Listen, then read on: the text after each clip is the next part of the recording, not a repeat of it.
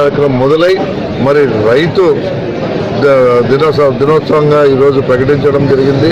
కాబట్టి ఈ రైతు దినోత్సవ సందర్భంగా రైతులందరినీ కూడా ఒక చోటికి మరి పిలిపించుకొని మనం చేసే అంటే వ్యవసాయంలో మార్పులు తీసుకుని వస్తే తప్పకుండా రైతు లాభసాటిగా మరి వ్యవసాయం చేసుకోగలడు, ఆర్థికంగా నిలదొక్కుకోగలడు అనే దానికి ఈరోజు కొన్ని ఇక్కడ మన ప్రదర్శన కూడా నిర్వహించడం జరుగుతూ ఉంది.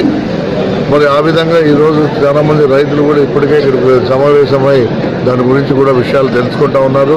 ఇప్పటికే కొన్ని కేంద్రాల్లో ఇక్కడ ఏవైతే వ్యవసాయ పద్ధతులు ఇప్పుడు చెప్తా ఉన్నారో మరి సేంద్రియ ఎరువులతోనా మరి ఆవు మూత్రంతోనా ఏ రకంగా సేద్యం చేయాలా, అంతర్ పంటలు ఏ విధంగా వేసుకోవాలా, చుట్టూ బార్డర్లో ఏ రకంగా వేసుకోవాలా, మరి ప్రధాన విత్తన పంట వేసుకోవాలా, ఈ రకంగా అందరికీ కూడా రైతులకు ఉపయోగపడే విధంగా మరి సూచనలు ఇవ్వడం జరుగుతూ ఉంది.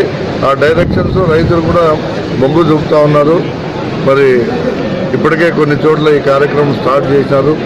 మరి తప్పకుండా వీళ్ళు చేస్తున్న ఈ వ్యవసాయ పద్ధతుల వల్ల రైతుకు 100కి 200 మేలు జరుగుతుందని మేము పూర్తి నమ్మకం.